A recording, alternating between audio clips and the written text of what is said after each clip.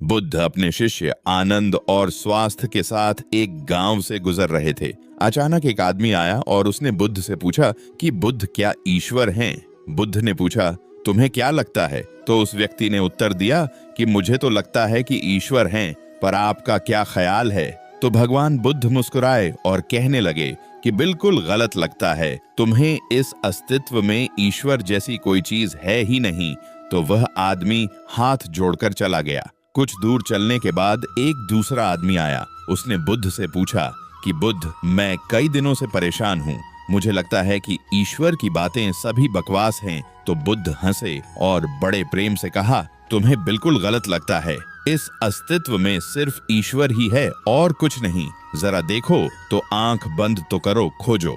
तो इस उत्तर को सुनकर उनके शिष्य आनंद और स्वास्थ्य आश्चर्य में पड़ गए कि एक ही सवाल और दो उत्तर। अब शाम हो गई थी। बुद्ध विश्राम के लिए रुक गए। तभी एक आदमी घबराया हुआ आया और बुद्ध के पास आकर जोर से कहा कि बुद्ध, क्या ईश्वर है कि नहीं?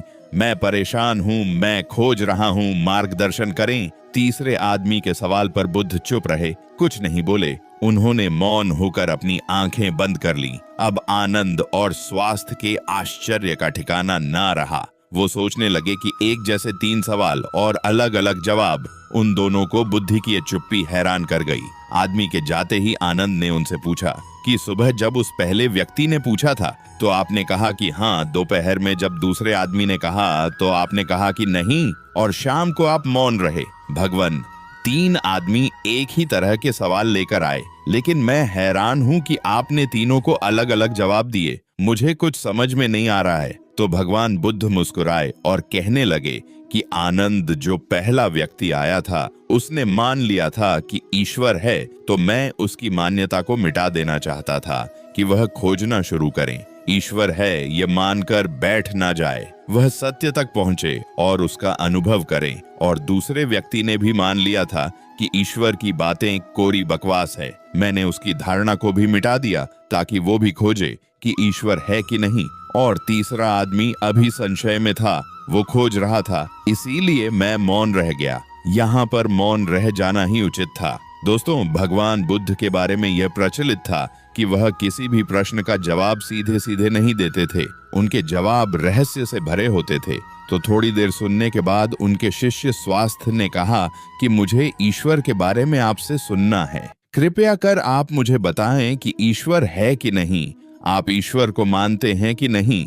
और इसके साथ ही मैं आपसे अनुरोध करता हूं कि आप मेरे इस प्रश्न का सीधा सीधा उत्तर दें। तो भगवान बुद्ध मुस्कुराए और कहा कि ठीक है, मैं उत्तर देता हूं, पर उससे पहले मैं तुमसे कुछ पूछना चाहता हूं। पहले इन प्रश्नों का जवाब तुम मुझे दो। स्वास्थ्य ने कहा कि बिल्कुल बुद्ध, आप पूछिए।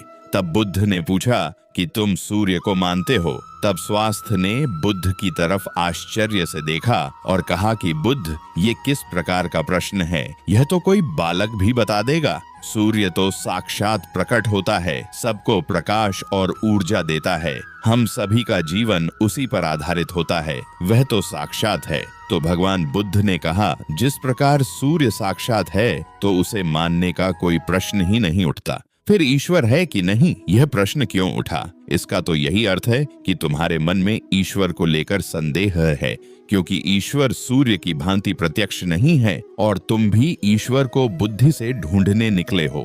बुद्धि केवल उन्हीं बातों को मान पाती है जो उसे प्रत्यक्ष रूप से दिखाई पड़ता है, और ईश्वर कभी भी प्रत्यक्ष रूप से तुमको दिखाई नहीं पड़ेगा। और अगर दिख भी गया तो वह ईश्वर नहीं होगा। ईश्वर को मानते हैं कि नहीं मानते, असल में यह प्रश्न ही गलत है। और गलत प्रश्न का सही उत्तर भला कैसे दिया जा सकता है? और यदि किसी प्रकार दिया भी जा सकता है तो वह उत्तर भी इस प्रश्न की भांति गलत ही होगा।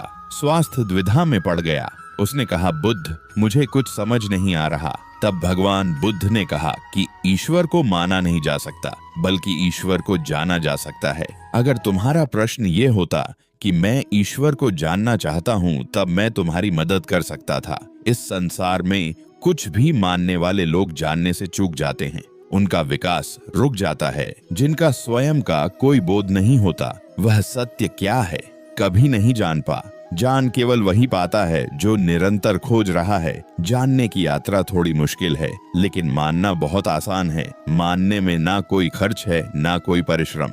किसी ने कह दिया, किसी ने आपको समझा दिया, बुद्धि संतुष्ट हो गई और आपने मान लिया। लेकिन मानकर रुक जाने वाले लोग इस संसार के सबसे अभागे प्राणी हैं। बोध के बिना ज्ञान व्यर्थ होता है। तो अगले दिन सुबह वही जिज्ञासु जिसके प्रसन्न पर बुद्ध शांत मौन हो गए थे, फिर से आए और उसने बुद्ध से प्रश्न किया कि हे बुद्ध, आप शाम को मौन हो गए थे। मेरे जीवन का एक ही लक्ष्य रहा है कि ईश्वर को खोज लूं।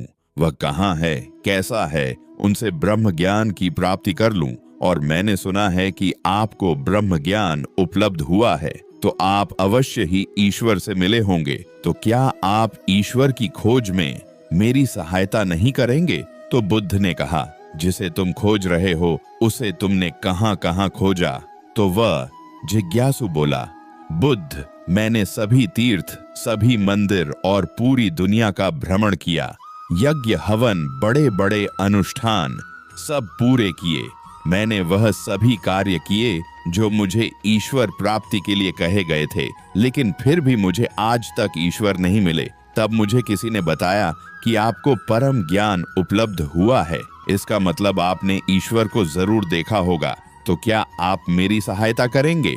बुद्ध ने कहा, मेरा XS वेद मोती खो गया है, मैं उसी को खोज रहा हूँ। क्या तुम मेरी सहायता कर सकते हो?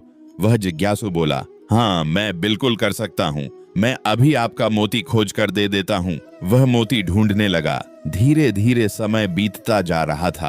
काफी समय ढूंढने के बाद भी मोती नहीं मिला तो वह बुद्ध के पास गया और बोला, मैंने बहुत ढूंढा, लेकिन वह मोती मुझे नहीं मिला। यह सुनकर बुद्ध ने कहा कि वह मोती अगर तुम मुझे ढूंढ कर दे दोगे तभी मैं तुम्हारी कोई करूंगा।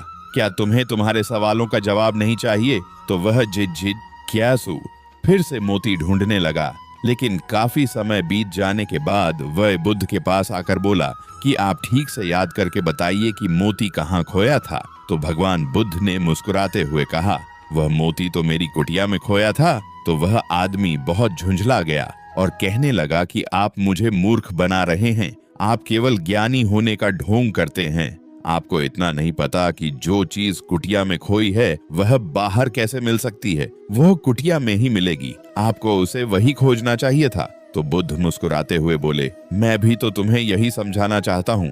जो चीज तुम्हारे भीतर खो गई है वह चीज तुम्हें बाहर कैसे मिलेगी? तुम कई वर्षों तक बाहर खोजबीन करते रहे, लेकिन एक पल के लिए भी तुमने अपने भीतर खोजा। अपने अंदर खोजो, तब तुम्हें ज्ञान मिलेगा। यह सुनकर जिज्ञासु बोला, हे बुद्ध, आपकी बात तो मैं समझ गया, लेकिन अभी भी मैं ये नहीं समझ पा रहा हूँ कि मैं अपने अंदर क्या खोजूं। बुद्ध बोले, तुम अपने ईश्वर को खोजना चाहते हो ना, पर क्या तुमने कभी अपने आप को खोजा है? जिज्ञासु बोला, बुद्ध, मैं अपने आप को जानता हूँ। मैं अपना नाम, पद, काम, परिवार, जब से मैंने जन्म लिया है तब से यह सभी चीजें जानता हूँ। मैं कुछ भी नहीं भूला हूँ। तो फिर मुझे और क्या जानने की जरूरत है? मैं क्या जानूं? तब बुद्ध ने कहा, अभी बताओ, इस समय तुम्हारे सबसे नजदीक कौन है? जिज्ञासु बोला, इस समय तो आप ही मेरे नजदीक हैं। बुद्ध ने कहा, उससे भी ज्यादा नजदीक कौन है? उसने कहा, आपसे ज्यादा नजदीक तो हवा है। बुद्ध ने कहा, हवा से ज्यादा नजदीक क्या है? जिज्ञासु सोचकर बोला, हवा से ज्यादा नजदीक तो मेरे वस्त्र हैं। तब बुद्ध ने कहा, और इन वस्त्रों से ज्यादा नजदीक क्या है? तब जिज्ञासु बोला, इससे ज्यादा नजदीक तो कुछ भी नहीं है। तब बुद्ध ने कहा, कहाँ? अपनी आंखें बंद करो, बिल्कुल शांत होकर अपने भीतर खोजो। तुम्हारे भीतर क्या है? विचारों को हटा दो और ध्यान दो। तुम्हारे नजदीक क्या है? थोड़े समय बाद बुद्ध उससे पूछते हैं, तुम्हारे सबसे नजदीक क्या है? जिज्ञासु बोला, पहले ऐसे लगा मेरी सांसें मेरे सबसे ज्यादा नजदीक हैं, लेकिन धीरे धीरे मेरी सांसें मुझसे दूर होती चली गईं। फिर मुझे लगा कि मेरी दिल की धड़कन मेरे सबसे ज्यादा नजदीक है और वो भी धीरे धीरे मुझसे दूर हो गई। मैं खुद से ही दूर हो गया। मुझे अलग अनुभव हुआ। मैं कहीं नहीं हूँ फिर भी हूँ। बुद्ध में इस चीज को अभी भी नहीं समझ पा रहा हूँ। यह क्या है? बुद्ध मुस्कुराए और कहने लगे कि अब तुम सही खोज कर रहे हो। शीघ्र ही तुम्हें तुम्हारा मोती मिल जाएगा। वह जो तुम्हें समझ नहीं आ रही थी वह समझ आ जाएगी। यह सुनकर जिज्ञासु ने बुद्ध से अपनी अभद्रता के लिए माफी मांगी और उनका आभार व्यक्त किया कि आपने मुझे ज्ञान का रास्ता दिखाया, तो ईश्वर को मानो नहीं जानो। जब तुम ईश्वर को जान जाओगे, उसका स्वाद चख लोगे, तब तुम भी उस बात को किसी को बता नहीं पाओगे। उस ईश्वर की सीधी व्याख्या नहीं कर पाओगे, लेकिन दूसरों को ईश्वर का स्वाद चखा में मदद कर सकोगे। बुद्ध तत्व संबंधित प्रश्न, जैसे ईश्वर व आत्मा, इनसे संबंधित प्रश्नों से बचा करते थे, उनका उत्तर नहीं देते थे, और अगर कहीं व्यवस्था पड़ी, उसका उत्तर देना पड़ा, तो वह उदाहरण के माध्यम से समझाने का प्रयास करते थे। जिन्होंने भी ईश्वर का वर्णन किया, उनके अनुयायियों ने अलग अलग समुदाय बना लिए और अपने ईश्वर को सही और दूसरे के ईश्वर को गलत मानने लगे। बुद्ध इस बात को जानते थे, इसलिए कई बार उन्होंने ईश्वर को नकारा था। उन्होंने ईश्वर को इनकार इसीलिए किया ताकि आपकी प्यास और गहरी हो सके और आप स्वयं उसे जाने। उन्होंने सदैव कहा है कि मेरे या किसी के कहने को मानो नहीं, स्वयं अनुभव करो। दूसरों के कहने या सुनने से धारणा उत्पन्न होती है और धारणा खोज में सबसे बड़ी बाधा होती है। बचपन से ही सभी को सिखाया जाता है कि यही हमारे इष्ट हैं, यही हमारे भगवान हैं, और इसीलिए वह बच्चा जो कि खोजी हो सकता था, जो जिज्ञासु हो सकता था, उसकी जिज्ञासा वहीं पर समाप्त हो जाती है और वह बच्चा जीवन पर्यंत उन कर्म कांडों में लगा रहता है जो कि दूसरों ने उसे बताए थे। वह खुद का मार्ग कभी तलाश ही नहीं पाता, और यही धारणा पीढ़ी दर पीढ़ी हर धर्म में चली आ रही है, और इसीलिए ईश्वर को तलाशने वाले लोग बहुत कम बचे हैं। बुद्ध हमेशा कहते थे कि मानना तो बहुत आसान है, किसी ने कहा और आपने मान लिया, इससे आपकी खोज हमेशा के लिए समाप्त हो गई। अगर आपको सच में खोजना है तो उसके लिए आपके मन में संशय होना चाहिए। संशय होगा तभी सवाल उठेंगे, और सवाल उठेंगे तभी आप किसी को जान पाओगे। वह तो सारी धारणाओं से परे है, क्योंकि धारणा बुद्धि का ही अस्तित्व होता है और बुद्धि से उसे कभी जाना ही नहीं जा सकता। अगर उसे जानना है तो बुद्धि के पार जाना होगा, और बुद्धि के पार जाने के लिए आपको अपनी धारणा यहीं पर मिटा देनी होगी। हम अपनी पहचान अपने धर्म, अपने नाम, अपने कुल या अपने परिवार से करते हैं, लेकिन ये सारी पहचान ऊपरी होती है, बाहरी होती है, दुनिया के लिए होती है। लेकिन भीतर से जब हम खुद को झांकते हैं, खुद को पहचानने का प्रयास करते हैं, तो हम ये पाते हैं कि हम खुद से ही अनजान हैं। हम खुद को पहचानते ही नहीं हैं। मैं कौन हूँ? यही सवाल अपने आप से बार बार पूछने पर आप अपने भीतर उतरते हैं।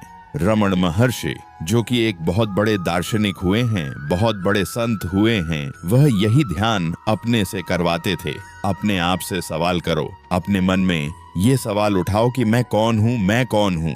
और बार बार जब हम ये सवाल अपने आप से पूछते हैं तो हम अपने भीतर उतरते चले जाते हैं, जहाँ पर हमें अपने वास्तविक स्वरूप के दर्शन होते हैं, और वहीं पर हमें परमात्मा या फिर भगवान के दर्शन प्राप्त होते हैं। ईश्वर वहीं पर बसता है। तो दोस्तों, कैसी लगी ये व्याख्या आपको कमेंट सेक्शन में जरूर बताना। कोई प्रश्न हो तो भी कमेंट्स में जरूर पूछना। तो मिलते हैं अगली वीडियो में। अगर चैनल पर पहली बार हैं तो चैनल को सब्सक्राइब करें, नोटिफिकेशन बेल को प्रेस करें और अपना ख्याल रखें।